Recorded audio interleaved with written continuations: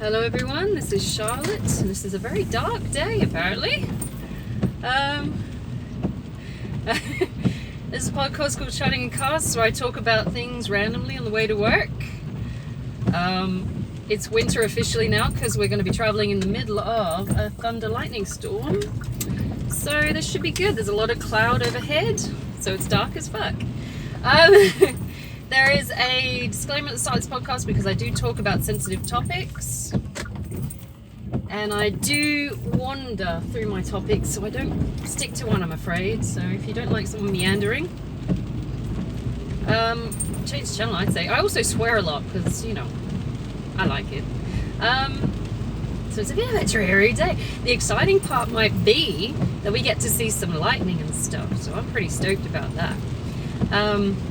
Yeah, but my kids are going to be feral today because I'm a teacher and we're going to be stuck inside all day, I can tell. They're going to lose their shit. And it is the second last week of term, the second last day of that week, so it's going to be hectic. So you might hear me stuttering a bit more. Oh, there's a bit of light. Ooh, it's like a blanket of cloud that way and like a smidge of light that way.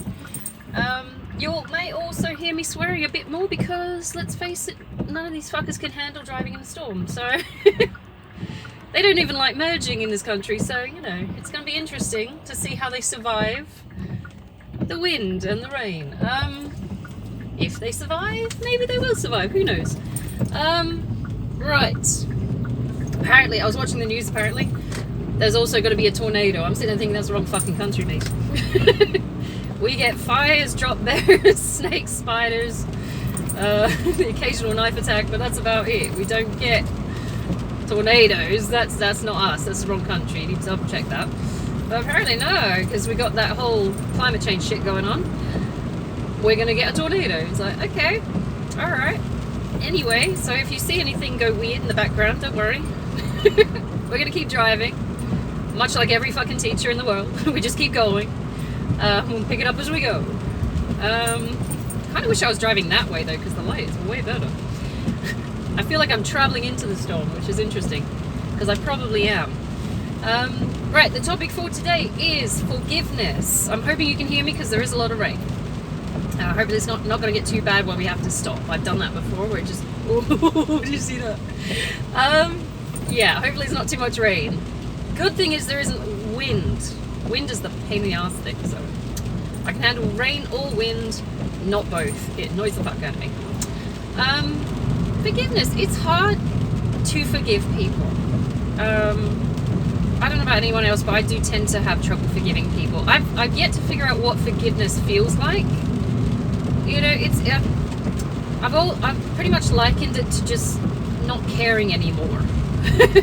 I've watched a lot of things on YouTube about what it should feel like, what it should look like, and you think about it from sort of like Judeo-Christian, biblical, turning the other cheek kind of way.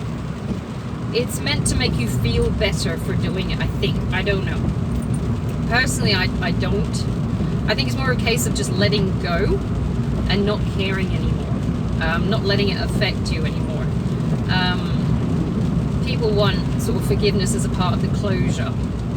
If they've done something wrong, they want your forgiveness. Might want your forgiveness. Some people just will not accept that they may be wrong and they'll just keep walking and say, I'm fucking right and I'll keep going. But traditionally we want, you know, forgiveness involved in an experience where someone has been wronged. You know, if you've committed some wrong. Although it's really hard to anticipate who is wrong because everybody's got their own viewpoints. One of the things I remember from when, you know, one of the best lines the Queen ever gave was, recent one before she dies, like, recollections may vary. I'm sitting there going, that's a very politically correct way of viewing, you're full of shit. And I don't believe you, but we're going to let you have this one. You know, that's the best translation I've ever seen of that kind of thing. And she did it basically just to kind of try and dampen down the sort of spot fires that were being created through that particular experience, which was, I don't know if you kept up with it, Prince Harry being a dickhole. Or was it his wife being a dickhole? I don't know. But it was a very diplomatic way of trying to make a bad situation worse. And of course she would have been upset by the whole events that carried on. it was a case of a very entitled, privileged person being ungrateful and then shitting on his family on the way out. And she was already on her last legs because she had like cancer and stuff. So she was just like, before I go, I just want to dampen this down and keep it calm. See if I can fix it from this side. But it didn't. So of course, you know, if you've been watching the news, it escalated into other dumb shit. But that was maybe her form of forgiveness of the situation. She just wanted to, what do they call, let bygones be bygones. And hopefully, and hopefully fix what could have been a very nasty problem if she can at the time. Anyone who's faced with conflict, if you've got a chance to recognize that maybe you were wrong, you're looking for forgiveness in the situation. You don't want to carry on the conflict. It's a horrible experience. Everybody gets agitated. The energies are all up in the air, and it's fiery, and it's exhausting for the most part. I mean, I don't know if you've ever been in a stressful conflict situation for a prolonged period of time. It is draining to keep up that anger, that horrible negative feeling. I find it draining. Some people get it. Some people enjoy it. They like, you know, provoking fights in order to, you know, I don't know whether it's a stress relief thing, I don't know. But for me, it's draining. I don't like conflict, I don't like drama, so I try and dampen it down where I can, unless I know I'm absolutely right. I don't like fights. I don't go looking for fights. I don't go looking for conflicts because I got a background in trauma. I look for peace and quiet and just go with, not really go with the flow, but, you know, keeping it fucking calm. But when a fight arises, or a horrible situation arises where someone has been wronged, or you've hurt someone, whether you did it intentionally or unintentionally, you're always going to be looking for some kind of forgiveness in the situation. I know how to apologize when I'm wrong. The hard part is maybe admitting that we're wrong, or, you know, trying to see the parts where the other person could be right. Anything like, you know, what's a prime candidate for that is addressing people being unfaithful to their partners. It's like, if it was an entirely one-sided event where one person was unfaithful and they're looking for forgiveness in order to perpetuate the relationship further, like, I don't do that. If you cheated, you're fucked. It's dead. But some people will look for forgiveness in order to stay with that person, or try and fix the relationship. And to a degree, I can see why they would be willing to do that. To me, it just seems like a dead zone. I don't know why you would bother taking someone back after that. They've already made their decision. It seems to be a finalizing act to cheat. But some people have, I suppose they're potentially better than me, that they can take this person back and be forgiving. But that does leave you open to the potential that they'll do it again. So I don't like risking that shit. I'm like, no, you fucked up, bye-bye. What is it they say? Once bitten, twice shy. You know, it's like, no, you've done this. We're not doing this again. And at this point, having broken so many cycles, oh, look, rainbow, I'm not open to perpetuating more cycles. I will not restart cycles. I don't like it. It seems to be messy, and I like clear-cut shit. So forgiveness for me at this point is saying, you fucked up. We're pretty much established where this relationship is at this point. I'm not coming back. My forgiveness is based on I'm moving away. You are somewhat forgiven. What you did was basically on you, because you're going to be facing the karma from this, not me. I suggest you find a way to sort your shit out, because otherwise it's going to really fucking hurt. I don't really do the, oh, it's okay, it's alright. Minor things like accidentally eating someone's food. That's forgivable. Acts of things like infidelity are not forgivable. So, you know, to me, that's, you know, that's a premeditated evil, essentially.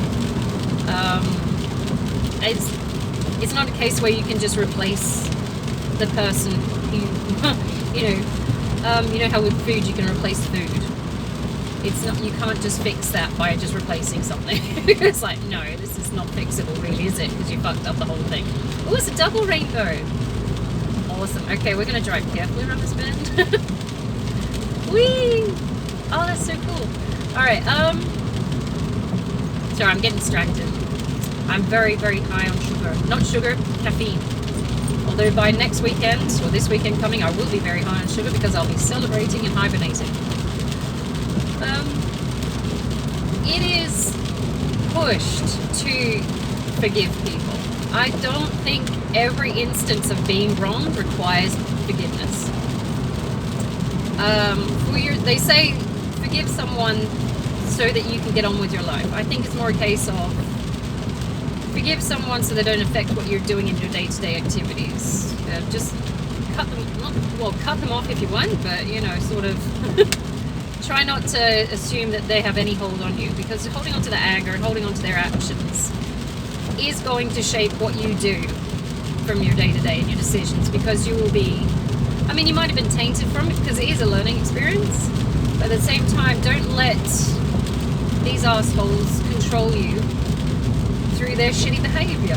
There's no point. So forgiveness in that regard would be just cutting them off and saying, I'm not associating with this person, I'm not associating with this experience anymore, I'm not reliving a cycle which I closed off clearly and painfully, so bye-bye.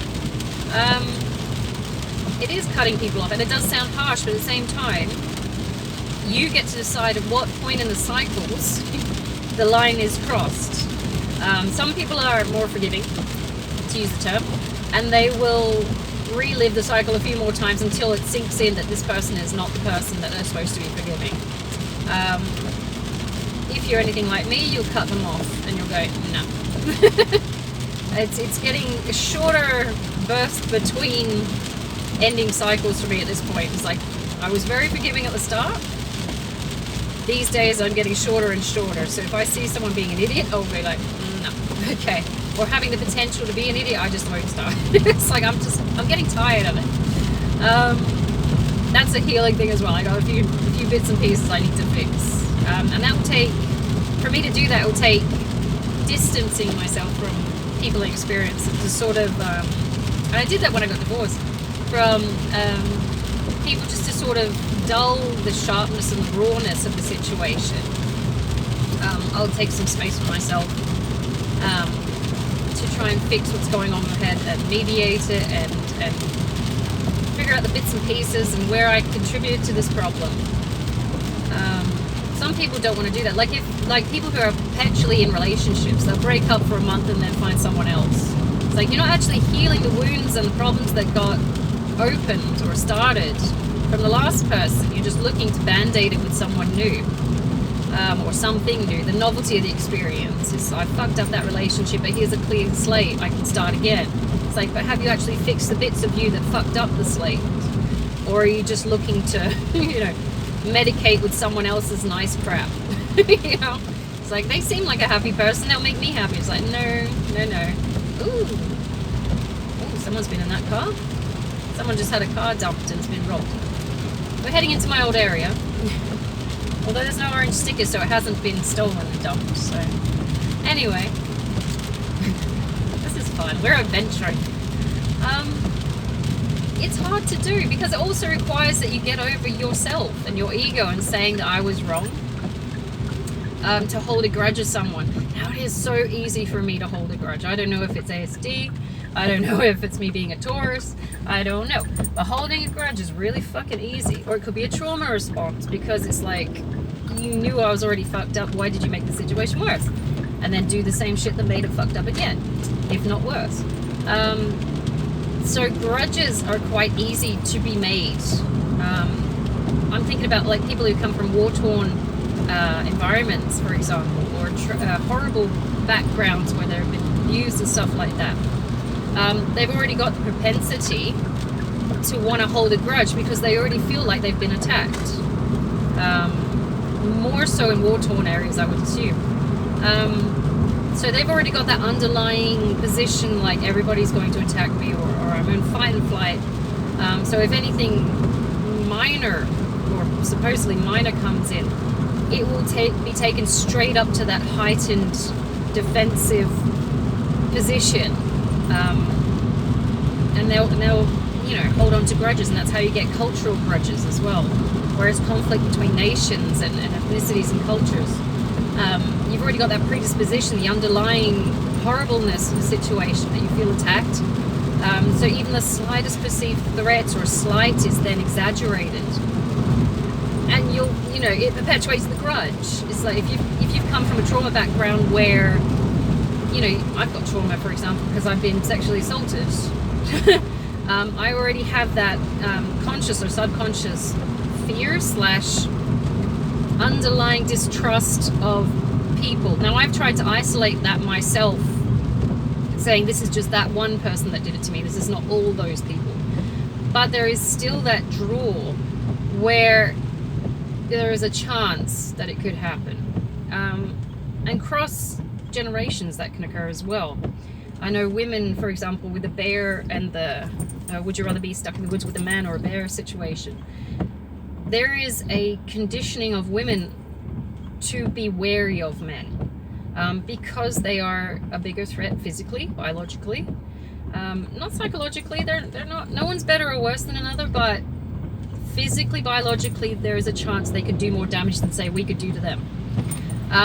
So that is in the female psyche. On top of that, there are cultural things which have created more negative aspects of the female psyche, where we have been put upon, dragged on, restricted and secluded and pushed away, and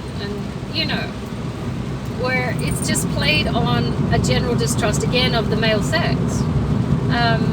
So that's an underlying shit that's been passed on culturally and intergenerationally. It's like how common sense is formed. It's like if there is a poisonous food in the area, we want to tell everyone in our group that it's poisonous so that nobody fucking eats it and dies. Common sense is generated through the experimentation with the lesser, dumber ones who eat the fruit. It's like, that one's pretty thick, give it to the guinea pig. If it survives, it's a safe food. If not, well, he was the weakest. So, it's a very cold way of viewing it, but that's how common sense is generated. We get the dumber ones to test out the unknowns. And when we find out better, we do better. It's like, we find out that one's poisonous, so we don't eat that one. That's, this is why women tend to talk as well. If we found out that a guy is poisonous, we'll warn the others. So that one does horrible things to us, so we're just not doing that. And that's how things like gossip are spread. Although gossip can be used badly to spread lies as well, just so you can, in a competitive sense, you can cuss out the opposition or restrict access to. I mean, guys and girls do it as well. Both sides of the equation will sit there and try and push themselves as a better advantage to get the thing that they want.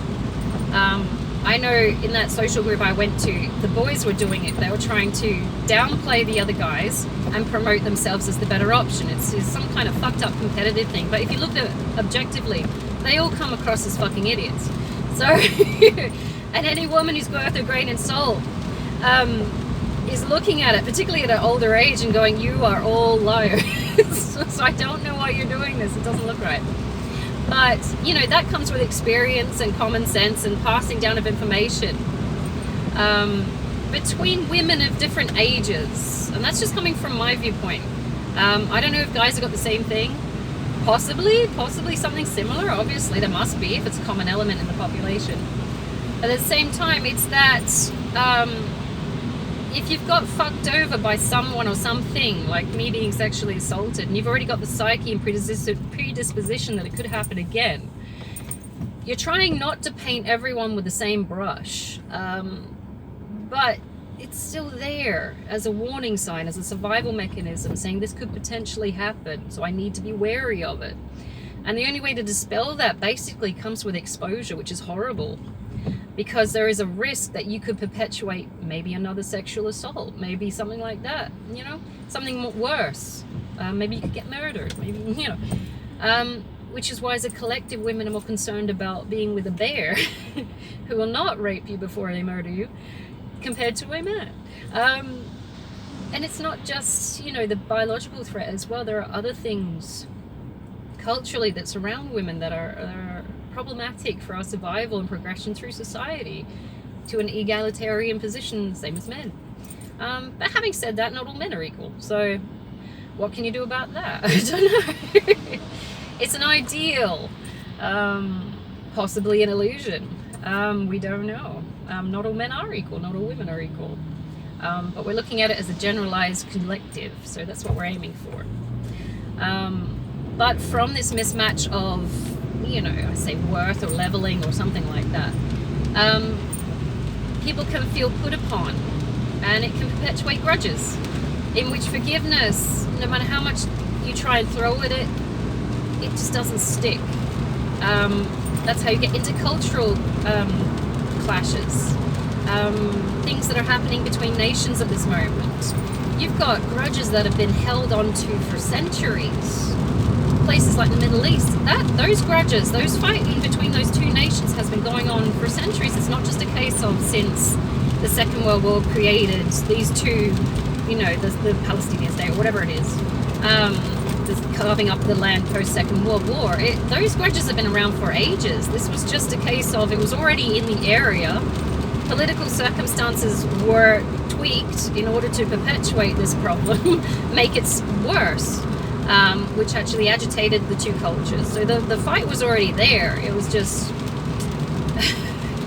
the vehicle was created to perpetuate this series of events. Ooh, aquaplaning, which then kicked off what is now happening. It's a shitstorm of bad politics, essentially. Which was an inevitability. All you needed was something. It was, someone throwing a rock at someone is going to kick off this grudge match. Which has accelerated at an alarming rate from both sides of the equation. So I'm not going on about that. I don't know how to sort that one. It's going to take something significant to work that one out. I don't know how they're going to do it. But, it's the forgiveness side of things. Sometimes it's really hard to do it because you've already been preconditioned to not want to. And it takes two to tango. You're going to need both to be humble, one to be receptive of forgiveness, and one to be willing to give forgiveness. And it's got to be measured in the same kind of way as well. So the forgiveness as particular abstract item should hold a certain amount of value that is equal to both parties of the equation. For example, if someone cheated on me and then tried to say sorry, it just wouldn't hold because I wouldn't value it. For me, verbal sorries and apologies don't hold any kind of weight because I've seen that it doesn't change their actions. It's just lip service. Changed behavior holds a lot more weight, but at the same time, if you've created such a problem and scenario like cheating, which is one of those unforgivable sins for me. Some people can forgive it, I cannot. If you created such an extreme scenario, you're just going to have to deal with the fact that you're not going to get forgiveness. That we should just go our separate ways and just live our own lives and not come back together and try and risk making it occur again. That works for some people. Some people can come back together and make it work, and never cheats again or whatever like that. I don't like that. I'm not about that. I'm like, you fucked up, that's it. So sometimes they say you've got to be the bigger person. I don't know, maybe I prefer to be, in a more solid state of clarity on the issue. It's like, I don't like the vagueness that comes from forgiving someone and taking someone back. It doesn't seem to work for me. It's like, this has happened, this is the consequence, we live with the consequence and move on. It's like, I'm not looking for a very, Catholic mindset where someone can fuck up and just get forgiveness afterwards and everything's okay. It's like, no, this was calculated. This was not, I accidentally bumped you in the shins with a trolley, or in the back of the heels with a trolley. This is a case of, you went out and did this. This had a lasting consequence, and so here we are. You deal with the consequence. To me, it's like there's also an element of people being able to avoid accountability should they choose to be taken back or risk being taken back. This is a very niche topic, isn't it? It's always about this kind of stuff. they fail to acknowledge their accountability in a situation. They get taken back. It lasts for about a month or so, and then they go back to being a prick. So that's annoys the fuck out of me. You're not taking accountability for your actions, not changed behavior, you're reliving the same fucking cycles, and it takes someone being hurt several times to recognize that this cycle has to be broken because it's detrimental to the entirety of both parties. It's not just a case of hurting the person you got cheated on, it's a case of not allowing the person who cheats to grow up and face their problems. They're avoiding their maturity, if that makes sense. To understand that they might be hurting someone with their actions, that they might be, creating a shitload of bad karma as a result. So I have trouble with the forgiveness side of that side of things. To be honest, there's got to be an element of overdeveloped ego for anyone who's willing to just cheat and then, oh, I'm sorry. No, you're not. You're going to do it again. It's like, you're not. It's the lip service. It's the assumption that the person who apologizes, who you apologize to, is just going to take it because you are you. It's arrogant. I don't like apologies. The thing is to not commit the acts which require apologies. If you really give a shit about someone, you wouldn't want to hurt them that way. Sometimes hurting them is avoidable. For example, if you're leaving someone because you don't love them, or you fell out of love with them, or you just, it just didn't take, leaving them because you don't want to keep them bound to you through, faking behaviors, stuff like that. That's hurting someone to help them. Unfortunately, yes, it is part of, a more constructive view of things, because then they can go on to actually live a life which is more appropriate for them with someone who loves them more. But keeping someone bound to you whilst cheating on them, just not telling them, and then when they do find out, trying to bandage it up with, oh, I'm sorry, can I come back now? It's like, no. It reminds me of when you're a kid and you get sent to your room and then you sit there wailing from your bedroom. Can I come out of timeout now? It's like, fucking no. You're not 5 anymore. You don't get to go to your room and stay there and then whine until you can come back. It's lacks maturity for me. I'm just no.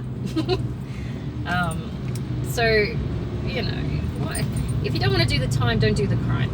It just makes sense that way. It's going to have an adverse effect. Why do it? But having said that, if it's unavoidable pain, like for years, I thought my ex-husband was gay.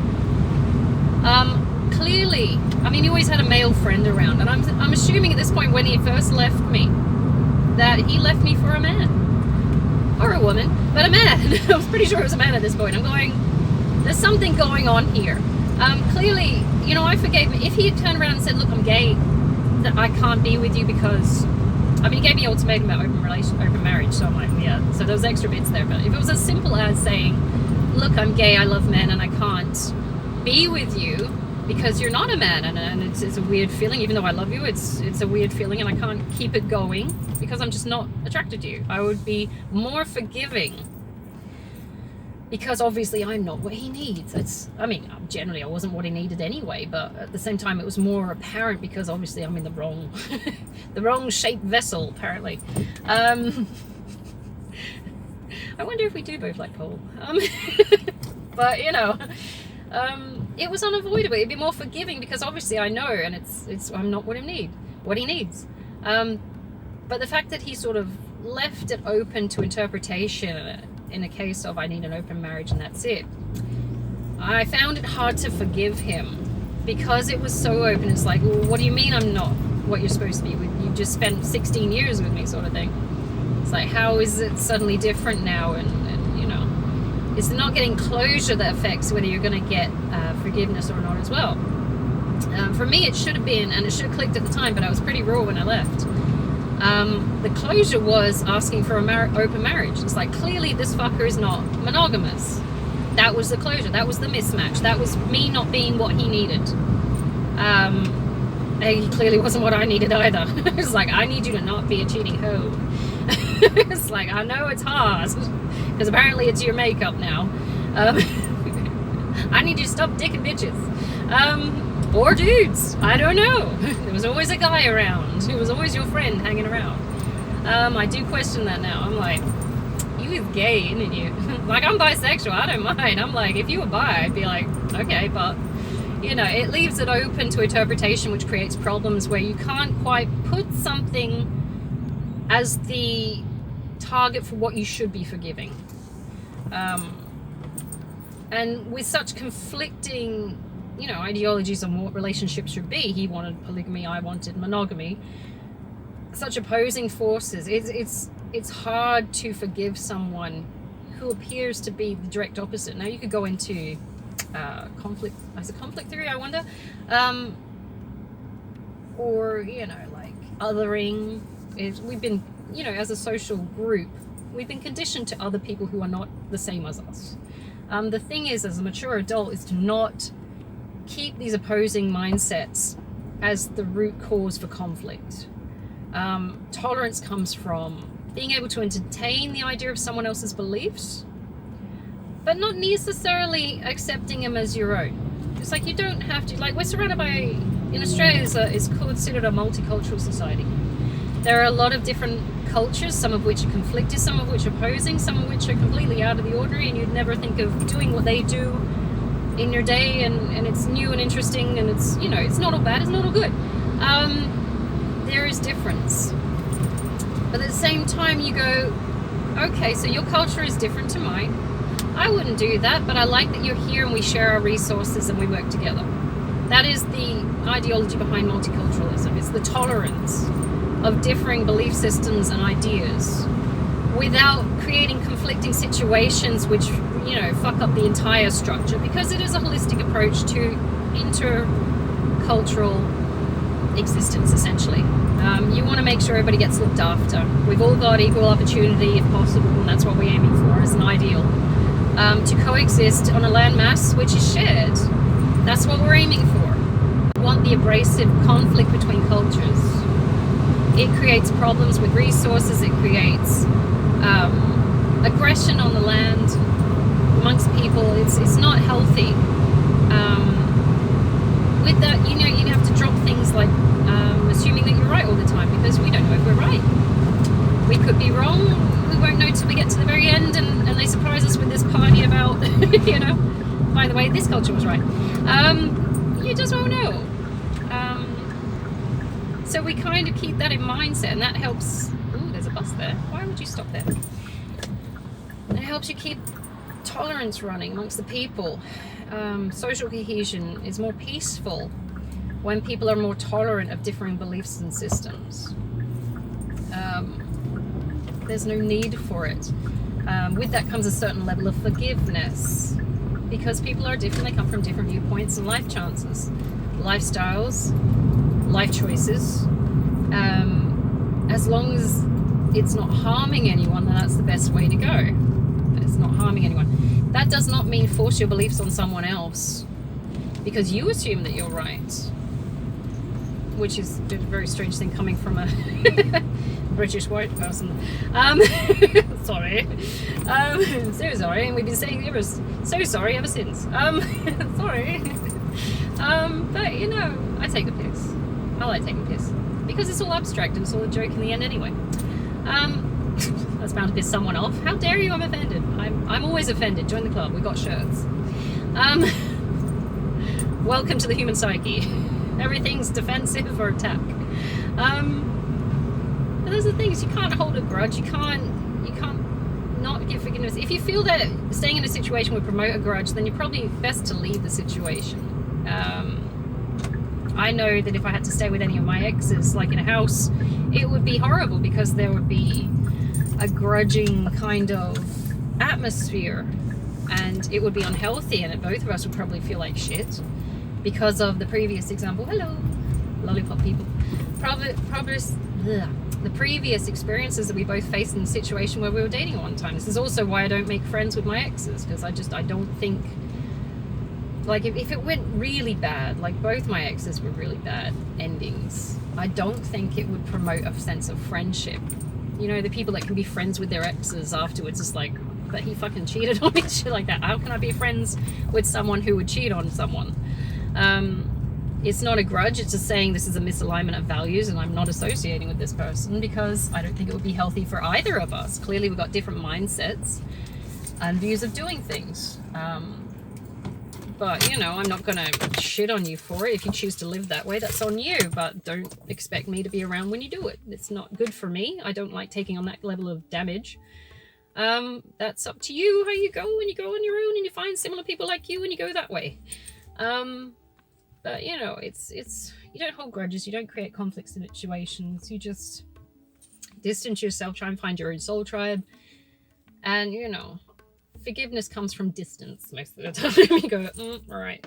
It's only when people are, you know, constantly bashing heads against each other that grudges are formed. It's like scar tissue. If you cut yourself once, that's bad. It heals. But if you keep doing it, it's going to get stronger and stronger. You're going to make a massive welt of a scar, and it's just going to layer of. It's like a gobstopper of scar tissue. It's not good, and that's, you know, it's big and it's ugly and it's swollen, possibly infected, and where are we going with this? I don't know, but it's horrible and gross and cool. Yeah.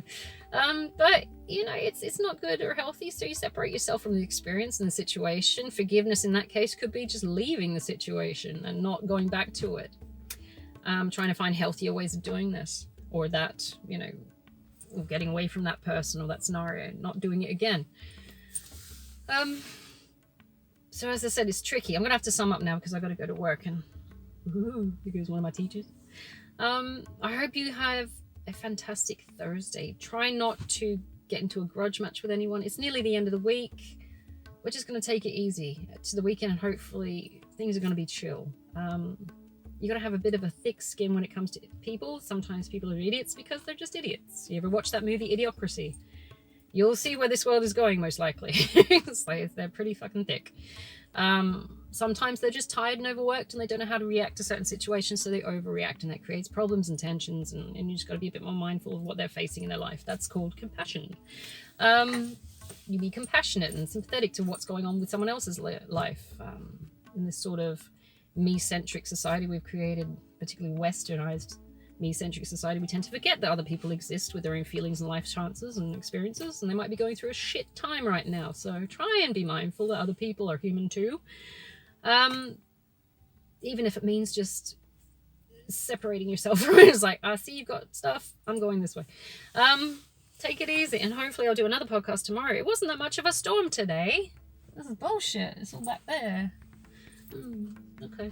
I was hoping for lightning or something.